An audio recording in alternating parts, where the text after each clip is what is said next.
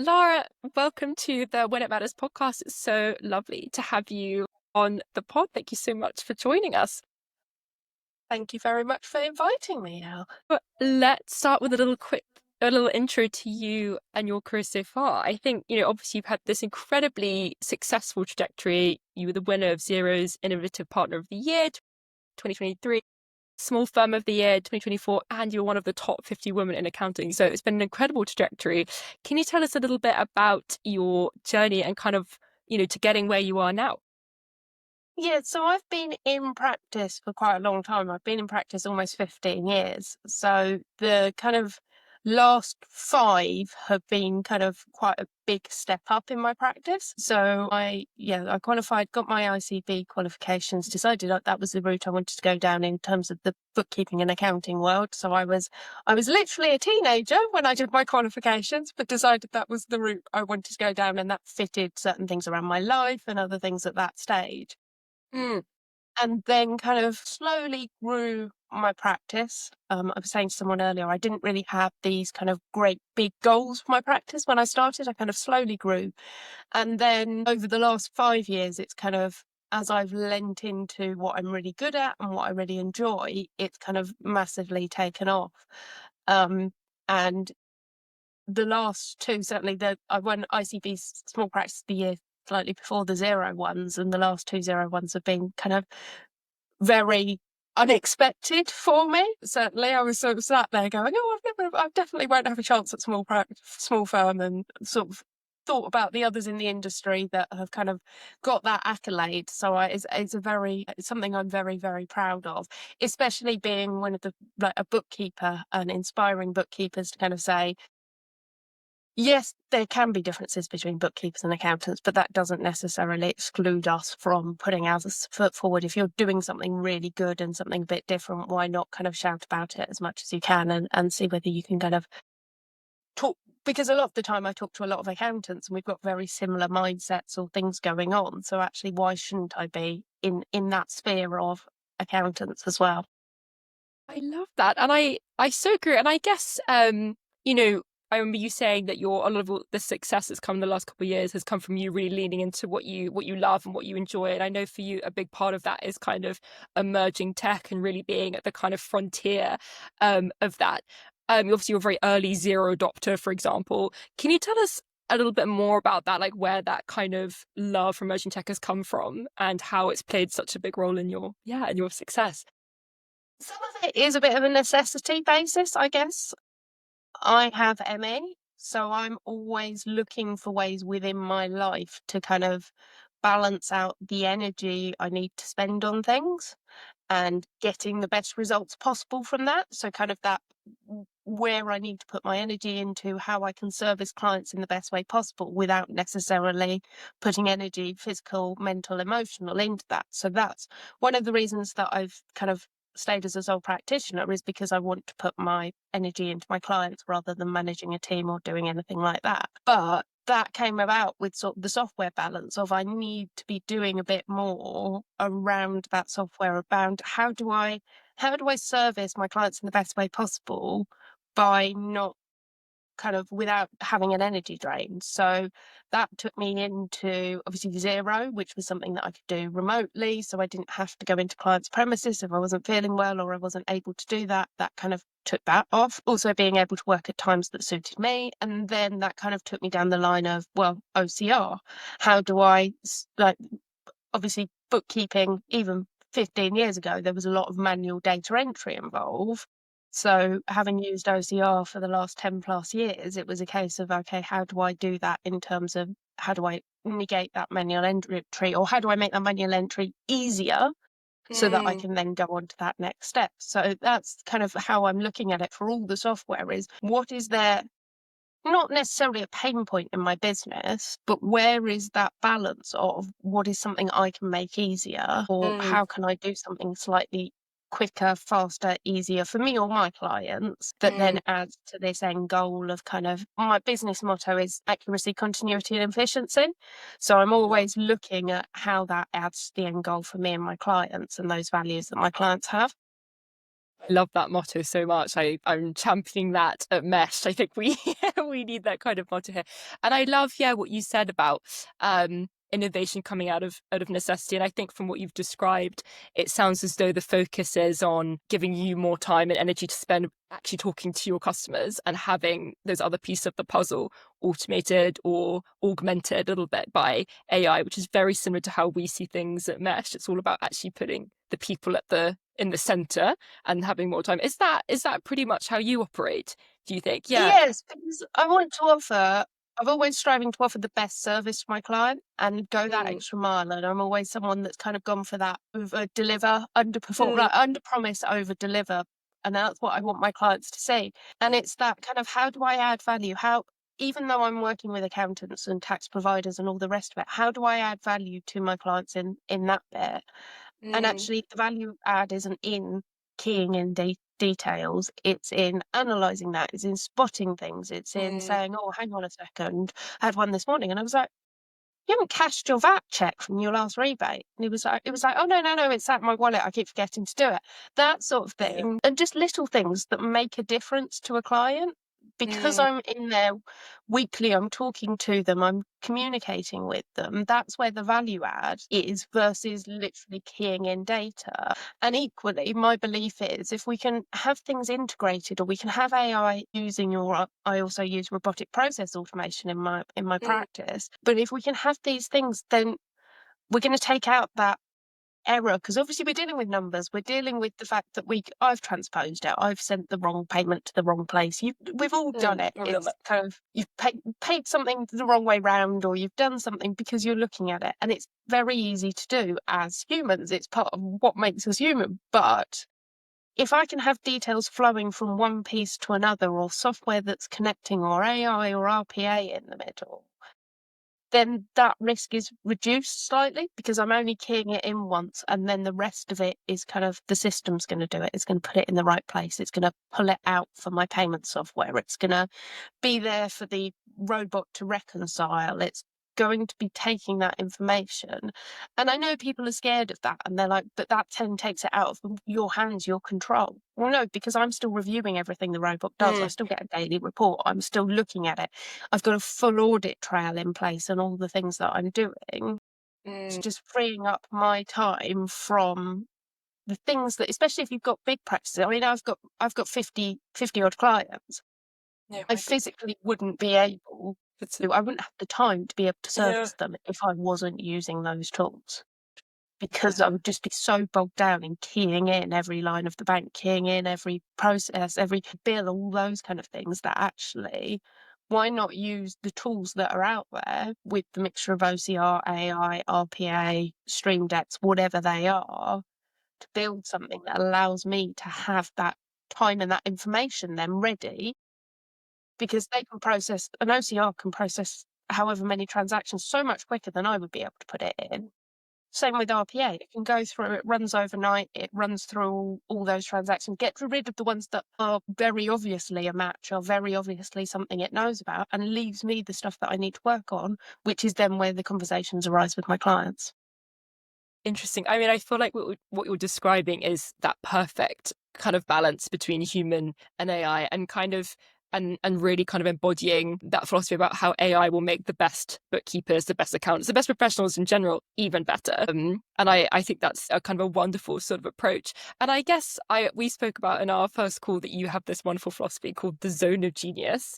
Can you tell us like more about what that means, where that comes from? And I'd love to learn more about that. Well, I get a lot of people asking me, why aren't you an accountant? Why don't you do tax? Why don't you do payroll? And my whole thing was, do I have the technical knowledge to go and sit those exams? Could I go and do it? Mm, Yes. Is it something that I enjoy? No. Would that add more stress and more issues and all the rest of it onto it? No. So I've sort of stayed in my zone of genius, which is where I kind of think of, what are you good at and what do you enjoy? Those two things meet. mm. Hopefully, if you've got a Venn diagram and you're going through, right, okay, what am I good at? What do I enjoy? And where those two things meet, that should be essentially your zone of genius. That's where the work doesn't feel as difficult, as you don't have that kind of overwhelm element, because I enjoy what I do on a day-to-day basis. A lot of people obviously get burnt out, and they feel like you, especially as a business owner, whether you're a business owner or a bookkeeper, you're juggling so many different things. You've got marketing, you've got websites, you've got sales, you've got internal controls, you've got the bookkeeping. For me, my zone of genius is the bookkeeping. It's something I love doing. It's something that I have a passion for. I want to get up and go to work at the beginning of the day and do that. So why don't I then outsource or collaborate with or use software to do all those things that, yes, needs to happen in a business, are vital to a business, but why don't I make that easier for myself, so that I'm using people where their zone of genius might be marketing or branding, and I'm using software that allows me to do sales and onboarding easier. And I've got partnerships with accountants that love payroll. Why not lean into that rather than feel like you have to do everything? Then what happens is my clients and me as a business owner, I get the right people doing the right jobs, which then allows you just see that growth, and that it all builds on one another, to that point of like, if you've got someone, if I was to sit there and do, and I've done this because I built my last website and with the help of Gemma, my VA, who's lovely and brilliant, but the copy wasn't quite right. It's not quite landed. And why should we put that time and effort into it when I could use a really good copywriter, or I could use someone? And the same with the accounts and tax, especially with payroll and year end. And because I deal with limited companies kind of turning over £250,000 plus usually, it's really helpful to have an accountant or a tax advisor on hand that's going to do that, that's going to review, that's going to do that planning element. And the client gets the best of both worlds. Okay, they're not getting it as a one-stop shop, but what they're getting is the right expert for the right part of their journey. And I think even as a sole practitioner, it means I've got a team of people I can rely on, that I can go, right, okay, yes, I can't physically offer you that, but what I can do is connect you with the next person that can do that, the right person for you, the right person for you in your stage of business as well. So I've got different people I'll go to depending on whether they're a scale up, whether they're a startup, whether they're established, what their plans are. There's different people out there, and they get really tailored advice. And for me, as I say, personally, there's stuff I can do internally, but actually my time and effort might be better spent elsewhere. I say to clients, you don't start business to become a bookkeeper. It's the last thing you do at the end of the night. It's unnecessarily evil. It's whatever else. Let's take that headache away. Let's make sure that you've got that all running properly, and you've got what you need, so you can focus on what you do best. And you started your business, hopefully, around what you do best. So go and do that. Honestly, I think it's such fantastic advice. And this is why I always say, and the more accountants and bookkeepers that I've met and I've spoken to, the more I believe that you guys just have so much just general wisdom and advice that all, I think, business owners and founders alike should listen to. Because I remember actually an investor years ago said to me that when you're starting up your company or whatever, really try to play to your strengths. Don't try and be good at everything. That's what your co-founders are for, and that's why you hire a team, because your best chance of success is maximizing your strengths and what you're best at. And I think Zone of Genius captures that so well. And I guess in terms of kind of your tech adoption, how has that sort of changed your role and changed what you kind of offer to your customers? And yeah, does that look vastly different to how it did before, or do you kind of keep it quite invisible in a way and they don't even, yeah. Some of it is, you need some client buy-in. They need to know how they're doing. Certainly on things like OCR, I'm like, right, okay, use the app, use WhatsApp, use whatever we need on those sides. Obviously they're on Xero, predominantly on Xero, so they see that bit. But if they don't want to have to touch that bit, absolutely fine. And in some regards, sometimes I'd rather they didn't. So sometimes they'll have readout only access, and they'll have there. But some business owners are like, leave it to me. We'll just sort that bit out, but it's there for when you need it. And some of it, as I say, is internal. It's things like the practice management suite I'm using, or the stream decks and those kind of things. And the RPA, they don't necessarily see that. They'll see Xero, not LJM systems on their Xero, and it will go in and do the bits, but they don't necessarily see that behind the scenes. But equally, there's things that I've gone out and looked for because of a pain point from a client. So if they come to me and they go, right, okay, Lara, this is the one thing that's really holding me back, then I'll go, if there's not something in my kind of armory that I can go, yeah, okay, we're gonna add this in, that will be a quick solve, then we'll kind of go and do a bit more of an investigation, look at what's out on the market. And that's how I've come across a few apps in the past, is kind of like what's out there, what's the biggest problems for me and my clients at the moment, and how do we service that, and how do we solve that issue. And it's about looking at it as a whole as well, not just looking at the finance element of business, but their business as a whole. So how do we integrate that finance with the rest of their business, whether it be their sales team, whether they need CRM, whether they need reporting, whether they need board reporting, all these kind of things. We're looking at those kind of, how do we make not just my life easier, how do we make them and their team's life easier? So it's about kind of going out there and, as I say, solving problems and looking at what have you got already, but what can we add on? What can we augment? How can we integrate with something else? And sometimes it might be a Zapier or something that we have to kind of tweak and play around with a little bit. But nowadays, especially with the open APIs in a lot of software, there's an option out there. It's just knowing where to look, or diving into that and finding it. Yes, and I guess I would love to know, like, what's your current tech stack looking like? I remember in our first call you introduced me to Cintra, which I have completely fallen in love with. So I would love to know, I guess, your current tech stack professionally, but also, is there anything outside of work that you're loving on the kind of AI tech side?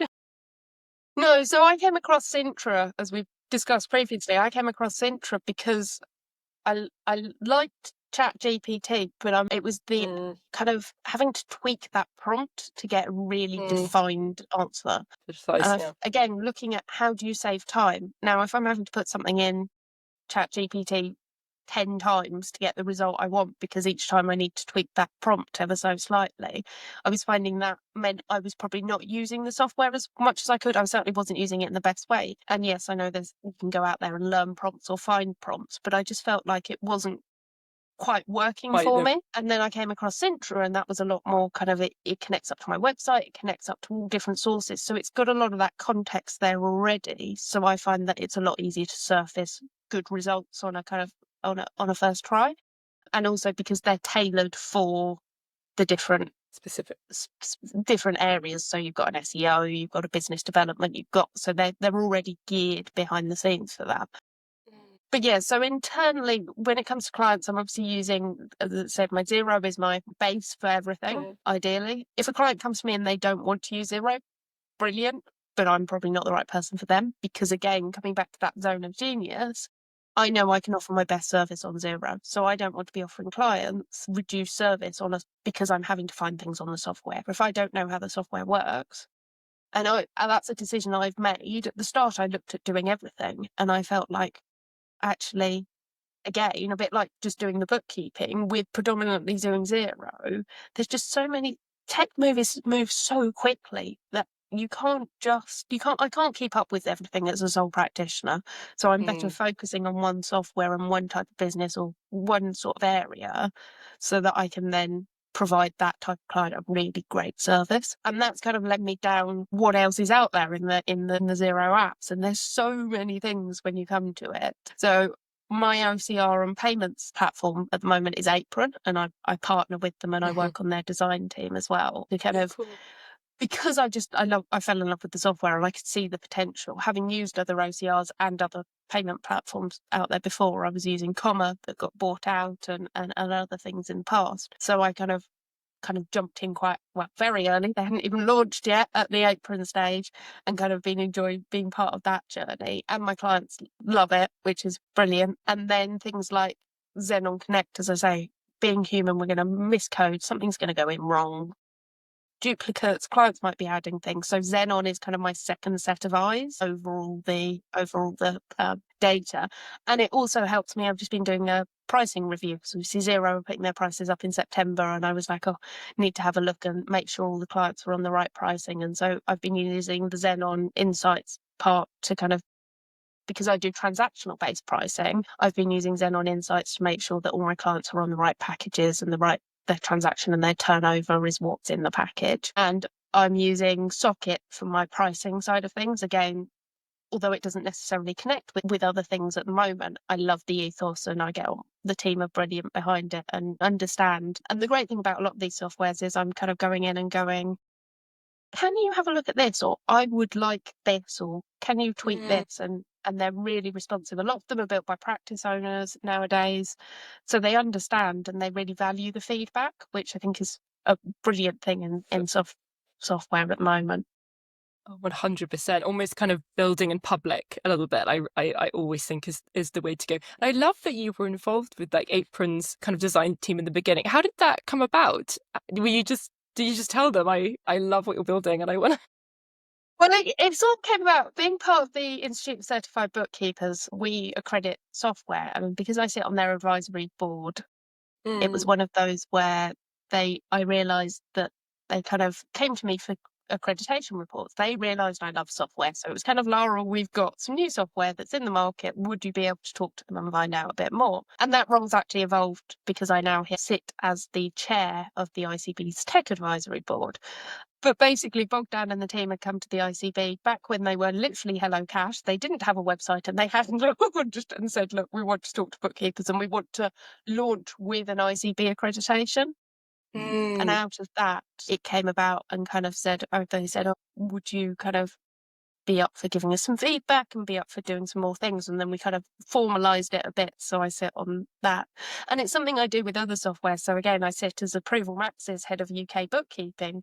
And again, Approval Max is something I'd used for a while with different clients. I'd used it when I was a bookkeeper on a TV show, and we'd used it in different elements. Tell us about. I need to jump in. Tell us about the TV show quickly. So one of my clients does normally mostly corporate video, and probably 3 years ago now won the contract to do Top Chef season 20 in the UK, and the production manager quit after 3 days to go work on a movie, and it was like I ended up having to.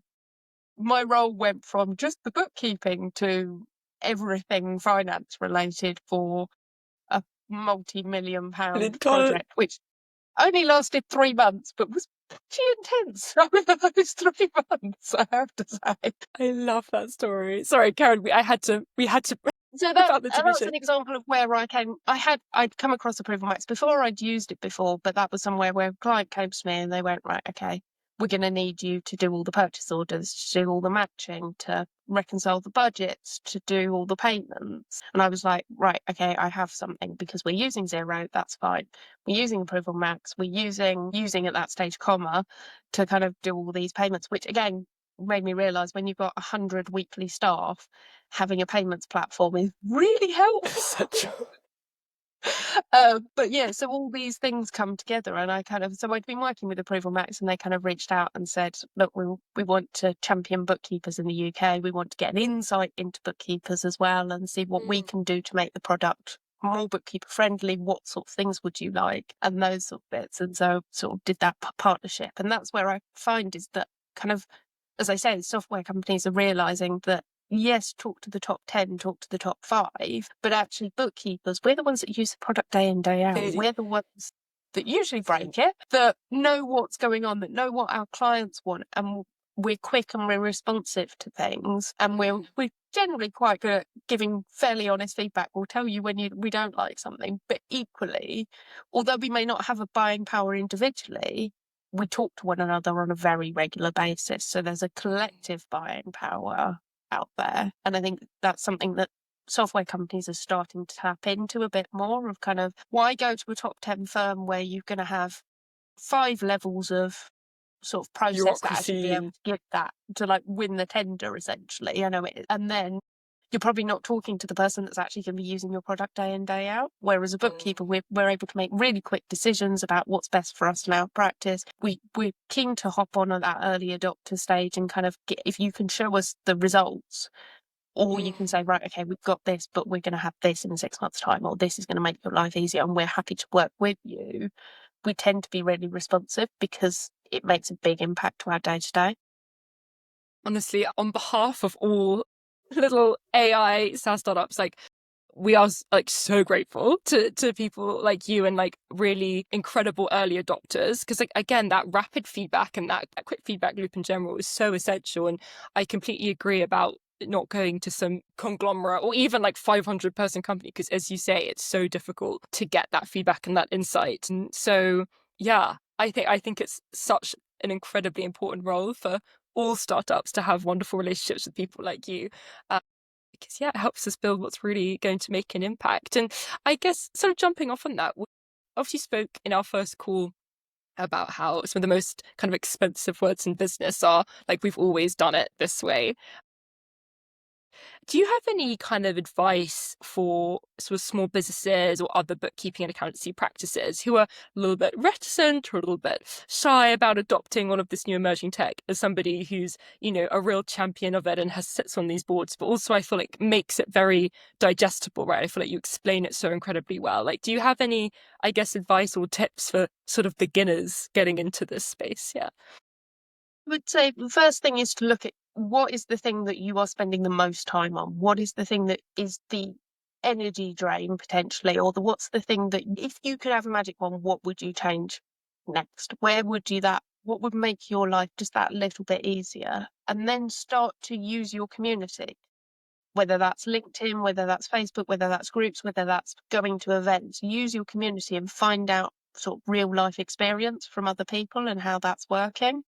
Mm. And don't be afraid to I wouldn't say go and start 15 demos of similar things, but go and have a look. Everything now has a free demo, or you can play around with it, or you can book a call with people. Don't be afraid to say no. It's the first thing Mm. I'd say as well. If it doesn't feel like it fits and it doesn't fit your eye for whatever reason, there are so many different options out there. I think that's another great thing about the industry at the moment is there's a lot of competitiveness, but in a way that means that everyone's trying to better their Do product. better. I agree. So don't be afraid to yes, if something's working, stick with it. But if there's something that you think, oh, I really wish that would do something, or I really wish I could go to the next level, make sure you're using all the features in the software you've already got at the moment, because that's one of the key things is a lot of people don't realize they've got features that are in there that they haven't Mm. used. But equally, don't be afraid to have a bit of a play around with it, because yes, it's a lot of time and effort, but what's that end goal? What's going to happen once you've got that software up and running to the exact status you want it to be? How much time are you going to save in a long-term basis? And I think that's the thing is we're like, oh, well, I'm not big enough. I haven't got buying power. I haven't done this. I haven't done that. What will my clients think? Well, most of the time, clients don't really care unless it's a really big change. Mm. They want it done well. If you can go to a client and go, and I done this earlier this year or end of last year, it's going to do pretty much the same thing. It's got some additional features and it's going to cost you less. Who can say no Yeah. to that, basically? Warsaw to love. Yeah. So if you can explain to your clients why you're doing it and what the benefits are for them as well. So make sure you've got a joint benefit, whether that's switching to a practice management software. So for example, I use Engager and I switched from Centre because it wasn't working for me. Did clients really notice that their portal had changed? No. Did it make my life easier? Yes. Those kind of things are great to they're difficult for you to get your head round and make that decision. And you think it's going to be a lot of work out there. But equally, there's a lot for these softwares. There's people that can help you. Some of them will have set up teams internally, others will have implementers externally. So again, it comes back to that kind of zone of genius. My VA is an implementer. So I went, right, there you go. Your next project is we are moving practice management software and I'm just going to hand it all over to you. And obviously I was part of that process and she knew my business internally anyway. But there was a lot, I didn't have to think about that time and effort. And I've been helping an accountant on a project at the moment. The same thing for another accountancy practice that has moved to OCR and wanted help getting that set up and making sure they were using the OCR in the best way. So this accountant and I have gone in and tweaked some things and made sure that they're using all the features of the software. So there's people out there in the industry that will help you make the most of it. And I think that's a great thing about our industry. We're very collaborative and there's a lot of support. If you ask for it, you've got to be brave enough to go out there and ask for it. But if you ask for it, you'll normally get pointed in the right direction.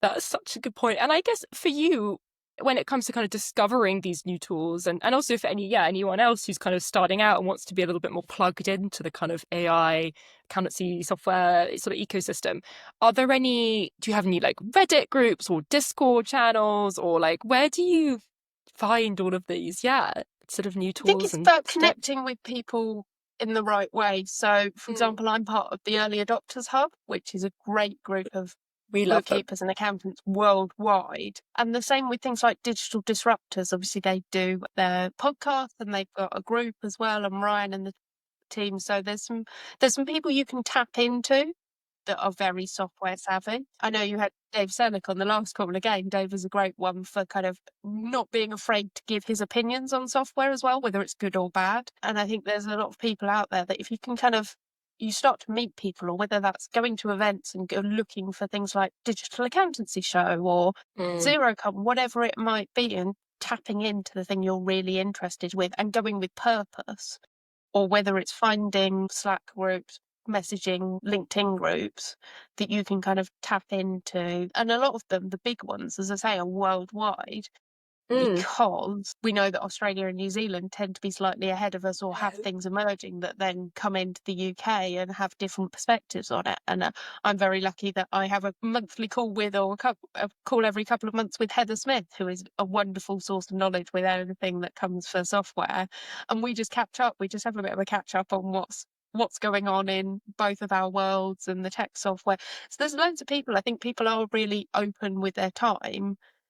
It's just follow people on LinkedIn and kind of reach out and say, look, I've got this, or I'm thinking of this. Would you be up for a bit of a chat? And I think most of the time we'll give 15 minutes of our time to kind of to talk you through what our opinion may be. And if you can get a couple of those, or you can get a few different perspectives on it, then you can go out and kind of look at a few things and make your own decision. Do you know, I think I really have found actually the accountancy and bookkeeping community to be so incredibly friendly and welcoming for someone who's, quite new. I'm not one myself, and I'm very new to this space. And I think you're absolutely right. That's such a good point. People seem to be so incredibly happy to share their wisdom and what they've learned so far. And it's funny, isn't it, how like emerging tech brings people close together and builds these like lovely communities. Kind of almost surprises me a bit that it's built out like DAS, digital disruptors, obviously early adopters who we love, like all of these incredible bodies and communities. And I think I'm lucky to be part of that with the ICB. And Amy Copeland, the CEO of the ICB, loves saying that a rising tide rises all ships. And that kind of, if we can build and different people have different perspectives on their business, they have different clients, they have different things, but actually collaboratively, we can move the industry forward, and we can move bookkeepers forward, and bookkeepers aren't afraid to be at the front of their kind of asking those questions, talking to software providers anymore. And that's why we've kind of solidified that within the tech board at the ICB as well, to kind of say, tap into these resources of bookkeepers, because we have a different perspective. I've got some great friends in the industry, but I'm going to have a different perspective to an accountant at a top 20 firm, or an accountant with 10 team members versus, and even a bookkeeper down the road from me might have a different perspective. So I always say the more perspectives you can get, the more areas that you can get, the better you become, the software becomes, and we can all learn from one another. I mean, absolutely. And I guess this is, maybe this could go a little bit off topic, but I would just love your opinion as someone who is just very plugged into kind of AI and at the very much of the forefront of its convergence with bookkeeping and financial services. What's your perspective and your kind of current state of mind? Do you feel very positive? Do you feel there's a bit of trepidation? Are you terrified? Are you like, everything at once? Like yeah. What's your mindset right now? I think there's a bit of trepidation in terms of, not, it's about finding the right path for the AI. There's this whole AI is going to take over our jobs, and I think if you listen to bookkeepers or people in the past, we all know that's not true. That's been going around for as long as I've been in industry. Something will come along and it will take over our jobs. Cloud accounting will take over our jobs. Yeah. I'm really excited because I can see how what I've been doing in the past, how that grows and how that enables us to have better, insightful conversations quicker and easier. I'm also the trepidation is about people jumping on board maybe too early and throwing things in. There's some software that has put AI in and it's useless. But they put AI in because they want to say we've got The AI. hype, yeah, The hype. bandwagon. So it's about not getting caught up in with the hype. It's about what is the realistic uses of AI today. Mm. And as I said, things like Sintra, content, ideas, analysing reports. I know Sift had built in AI analysis on reports. That's where it can kind of really help. OCR, again, augmented with AI to pull out some of that context around it. Brilliant. Is AI going to sit down? Does my bot reconcile and code things? No, it looks at what's in there. It follows a set of rules. So I think yes, the next level of that is the agent stuff and all those kind of things. But again, you're using parameters, you're set and defining things. But that then just changes how our role is. And our role as a bookkeeper isn't a data entry clerk. They're No. two different things. Mm. But Mm. that's the role that's going to go, is the data entry clerk, even for the biggest businesses, because that's where you can use automation, AI, all these tools out there. And the bookkeeper's role just evolves in the same way that it's evolved because of cloud accounting software, and in the same way that it's evolving because of making tax digital. AI is just, how do we evolve into that next level, and what is important to those businesses? Is it just you stitch the core, but you're able to service more businesses because you've got more in there. So you're able to service more clients because your time isn't bogged down with the manual data, and it's actually, or is it that we can respond quicker to clients, or we can surface better information for clients? It's all these different things that I don't feel like AI is going to replace. It's just going to continue evolving, and we've all got to evolve, haven't we? The whole world is about evolving. We're not dinosaurs. We want to be there. We want to be relevant. We want to help our clients, and I think that's what's at the core of bookkeeping, is a want to help clients. And then you find the best ways to do that, and sometimes that's about bringing AI in controlled and certain scenarios, and then evolving that as the AI and the tech evolve. I think that's, yeah, I feel like you've hit the nail on the head. And I feel like that captures a lot of what most of the, yeah, I mean, accountants, also just investors and just general founders, that their kind of general view about professions like accountancy and bookkeeping. And I think particularly because so many founders and business owners want somebody to talk to, right? Like, I think I remember Dave and David on our last podcast was saying that probably 30% of their conversations with their customers are actually about numbers. Like, so often it's just about being a sounding board. And as we were talking about earlier, having all of that wisdom and knowledge from working with hundreds of businesses to be able to share with them. So I couldn't agree more. And I guess to kind of sort of start, wrapping up, what is your favorite thing about your job in total? Amazing tech, amazing customers. What's your favorite thing? I think it's getting to work with a wide range of clients and seeing those businesses evolve and grow and hopefully succeed. As you say, it's being more than just that numbers person. It's being there. Yes, I am a numbers person, and I love numbers in all walks of life, but being there and being more of that partner with a business, or support, or sounding board, or whatever that needs. And then being able to take what I've learned from other scenarios, other clients, other businesses, other practices, and build that into clients. And then you kind of see a client grow, or you see something good happen in their life or their business, and it's like, I spent a tiny little part of that, but I've been a tiny little part of that. And I think I've had clients in the past that actually, one of my biggest couple of clients have all offered me a job in the past, and I'm like, yes, but no, That's because such a testament. I love working with you, but I miss the variety, the working with different people and learning different scenarios and challenging myself as well. So there's different elements in there. So, and I think, I'm lucky enough to work with clients pretty much worldwide as well, and learn from different other countries, and see other things, and collaborate with other people, other bookkeepers and accountants as well. Kind of learn from them, and you never stop learning, never stop kind of wanting to improve.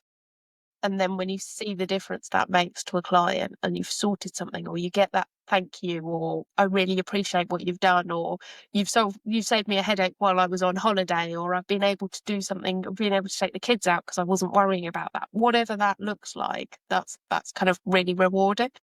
Yeah, I can imagine that's so rewarding. And I think the last thing I want to ask you, which we will ask all of our guests, is what is something that you're reading, something that you're watching, and something that you're listening to right now? Doesn't have to be accountancy related, but we're a sucker at Mesh for learning as well. So we always want to ask this question. I'm a bit of a fantasy otherworld thing. So the thing I'm reading actually at the moment is the All Souls Deborah Harkness trilogy, Discovery of Witches. If you watch the TV program, the books behind that. So I'm a bit of a escapism fantasy girl behind the things. Monday I was obviously watching quite a lot of cricket and golf because they're my other loves, but unfortunately England didn't quite snatch it at the Oval. But yeah, so I am the main thing I've been watching is I as well as being fantasy, I'm a bit of a crime buff and I love detective programs. So the revamped Dexter is my current go-to. I haven't started that yet. I'm dying to watch that. How is it so far? I've heard Well, really good so things. I've been catching up on Original Sin, which is like the prelude to the series, and then I've got one episode left before I can jump into Dexter Resurrection. So it's one of those Cool. TV shows I loved and I hated the ending, so I'm really glad they brought it back. I think Game of So Thrones used to do the same thing. I always think, yeah. and I've got a few concerts coming up, so going to see Brett Young in a couple of months. So I've been listening to his latest album. Who's that? Is he? What kind of music is that? He's country, but like pop country, so a bit like Lady A and that kind of. But yeah, he's got a song called Olivia May is one of his big hits. But he's over in the UK in a couple of months, so I'm looking forward to seeing him. I love that. Actually, the Mesh team love country music. We were actually talking about that this morning, so I've got one to share with them now. Well, if they love country music and they haven't come across the Shires, who are the British country music duo, definitely check out the This is the Shires starting point. because the Shires have amazing voices and a very, very good country duo. Do you know what? I've got something like 100 emails to after this, so I think I'm gonna put on a bit of the Shires and get going with that. But Lara, thank you so much. It's been such a pleasure to have you on the pod.